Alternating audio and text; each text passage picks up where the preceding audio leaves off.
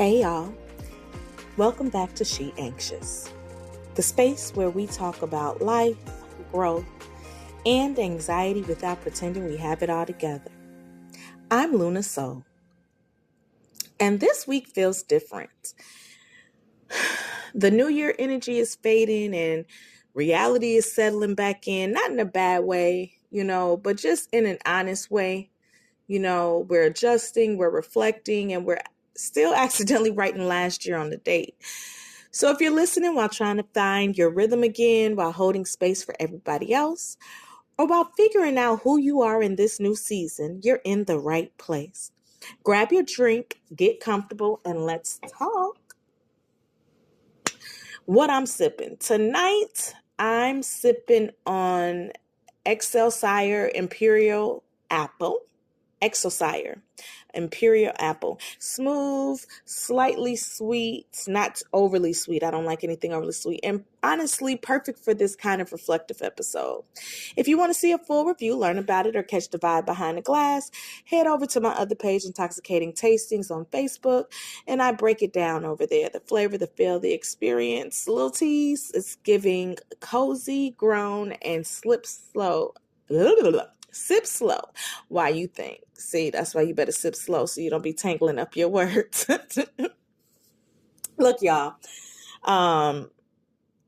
This week I spent a lot of time getting myself ready for my child to go back to school. And for our routine to change yet again. I saw this meme on Facebook with this woman holding on to her daughter as she's going to leave for college, and her daughter is like dragging her to the door. I sent that to my daughter. Such a representation of what I'm going through right now. This last month really flew by. I feel like she just got here. It was busy, but it was special. We spent a lot of good time together. I'm thankful that my child likes to spend time with me. And I really thought that I was ready for the shift of her to go back to school, like kind of counting down the days. But the night before, it actually hit me, and then dropping her off at the airport. Oh, the anxiety that brought on. Look, I spent 18 years preparing her for independence, and she did an amazing job her first semester away, still included me in her life. But this time I feel like it's going to be a little bit different. I think it's because truly I noticed her maturity and her confidence and her independence has grown since she was last home, right? She's a little lady. She's becoming, her own person, and she's not just my baby away at school anymore. And I had gotten used to these little resets. Last semester I got to see her every 6 weeks between homecoming and taking her for orientation and her meeting me in Florida. But literally there's none of that this time, right? And the break was very short to me. This time I feel like she's going back after just like living a little mini life at home and probably remembering like, okay, I miss my family, but everything else, not so much. I've made my life at school now. And that's exactly what she told me. I just asked her, I just felt it. And she said that school feels like home now. And when you realize that your child is using her room, that you bought the house in the school district specifically so that she can have a better life, and she no longer considers it home, like it's just a guest room, that really hit me, y'all. It really hit me. And she already is talking about she's not coming home for spring break. She's planning a trip with her girlfriend. And like, what? So I'm just realizing her life doesn't revolve around me anymore. She has gotten, she has real friendships and a real relationship, and she's experiencing life, through her eyes and not just mine anymore, and mostly her eyes. And while I'm so proud of her, I'd be lying if I said the adjustment didn't hurt a little bit. It's like I'm learning how to share her with the world, and that's not always easy, man. This trip was also super special because she trusted me with something deeply personal about who she is while she was home. And I'm grateful she felt safe enough to share that with me, because that trust, for me, trust means everything. And that's something I've instilled in her since she was little. And in her way, she joked, "Don't worry, you'll still get to be a grandmama, just in the long distant future." And we laughed. But even that moment reminded me that everything is shifting. Like, she is really discovering who she is without me. And I need to back off the reins and let her explore and pray and trust that everything I've instilled in her will move her in the right direction. And, when I feel my thoughts speeding up all around me or all around this moment, I just have to remind myself that this is an adjustment, not danger. You know, this anxiety, letting go of this control should also be exciting because I get to see what she makes of her life with what her village has invested in her. Because I can't just say me. I'm going to say her village has invested in her. So, when I found myself crying, thinking about the fact that she's turned into a little lady who doesn't need me as much, I just had to look around the room, quietly ground myself, and remember, look at what you can see. What can I feel? What can I hear? Just around my body, remind my body we're safe and she's safe. So, this semester, I've given myself permission to live. Since she's in her second semester and she's going to grow, I've given myself permission to live. Like, empty nesting really is a reset. And that first semester, I struggled with what that even meant. I still felt guilty doing things for myself. Like, I was supposed to stay in a holding pattern while my child went out to live her life.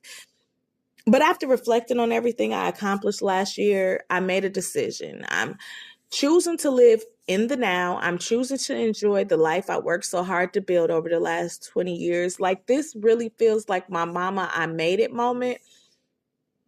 And it's not because I'm rich and it's not because I'm famous, but it's because I am a business owner helping people every day. And that's what I wanted to always do, help people. I earn a decent salary. I live in a comfortable home. I have a supportive husband who never shrinks my dreams, guys, even when they change every other week. Like, for real. She anxious. He's always behind anything that I choose to do. Intoxicating tastings, he got me. And I raised a well-rounded daughter who is unapologetically herself and feels like she could talk to me. That deserves a pat on the back.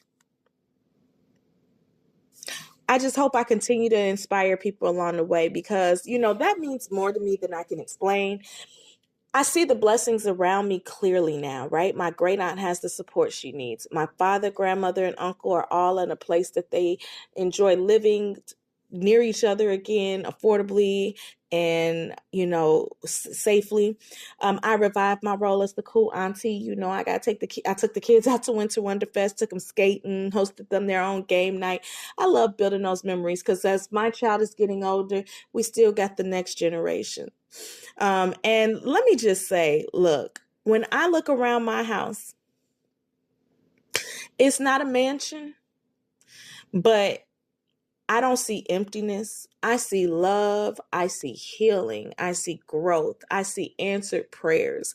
This house has been blessed by some phenomenal people. And I'm learning that regulation doesn't have to always be dramatic. Sometimes it's when I'm feeling anxious or when I'm feeling alone or whatever the case, sometimes it's just a slow walk that I need to do, to remind myself, stretch my shoulders, run cool water over my wrist, or just sit long enough to breathe again, because this is my season and I'm not going to let anxiety win. Look, something I've been reflecting on is how my mother and I are both going through a transition in life. Different situations, but really in the same season of rediscovering who we are. And there's something really special about that to me because we're both learning ourselves again, both healing, both unlearning broken patterns. And I'm hoping this season allows us to support each other, grow together, and build a deeper, different kind of bond than we've ever had before. And me and my mom are cool too. But, this I feel like is more like, I'm really getting to know who my mother is and I'm really enjoying these moments. I'm just realizing that that so much of my identity for years was tied to being needed in some way, like over these last 18 years specifically. I've always been, and even in friend groups, like the one who could get us home, or a caretaker, or the organizer, or like definitely now I'm the organizer, the fixer, the one everyone leans on at my company. And now that the roles are shifting, I'm trying to learn who I am underneath all of that. Not just mama, not just wife, not just professional, but me. And honestly, in 2026, I am meeting myself again, piece by piece. Yeah. On the harder days, I'm also learning to lower the bar, right? If all I did was get out of bed, shower, or answer one email today, that counts. I have to give myself some grace. Okay. I'm also in a season of really preparing my mind for a healthier lifestyle shift, not just physically, but mentally and emotionally too.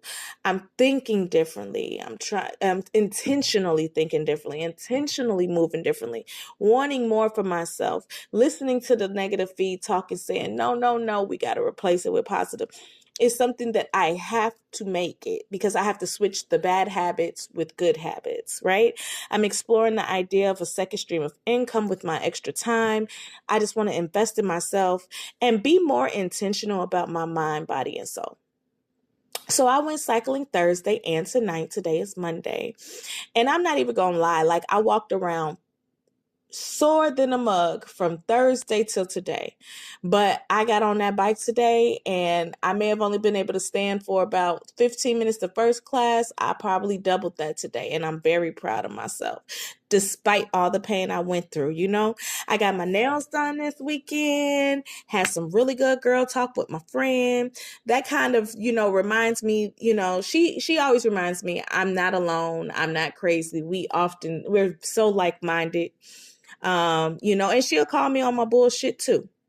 But I think the biggest shift of all is actually allowing myself to feel happy about the good things that have happened. So my therapist was right. Surprise, surprise. The vision board reshifted my mind, and I am trying to allow myself to know that good things are coming. Sure, may there be bad times? Absolutely. That's fucking life. That's that roller coaster we talked about last season. However, how we handle it is what matters. So I'm not waiting for the other shoe to drop. I'm not shrinking joy. I'm just receiving it. Because I'm realizing joy is a part of healing too. Laughter, movement, girl talk, music, real connection. Like, those aren't extras. Those are medicine.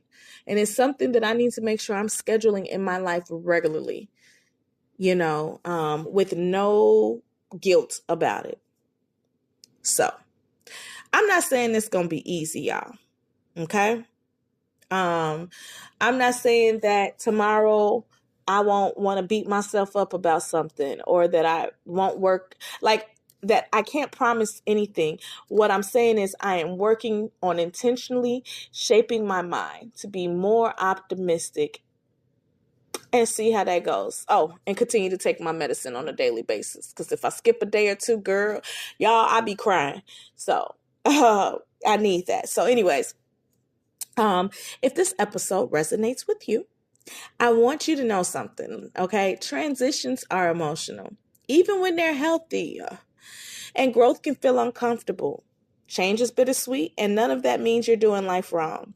Give yourself permission to evolve, y'all.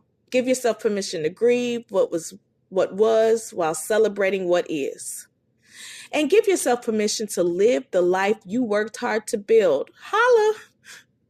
One last thing I want to say gently. And I'm saying this to myself too. You don't owe everyone an explanation for what helps you cope. If it's healthy, intentional, and it works for you, that's enough. That's what this podcast does for me, y'all. I share my life because honestly, I have nothing to hide. And I know a lot of women are feeling this way, and we hold it all in until it's too late. And so here I am saying, I have anxiety. I'm still a boss. I'm going to have ups and downs, and I'm putting it all out there for y'all to deal with. Hey, shit. Welcome to me. Thank you for sitting with me in this space. If this episode felt familiar, save it for the days you need the reminder, or share it with someone who might need it too. Until next time, breathe easy, y'all. Luna Soul.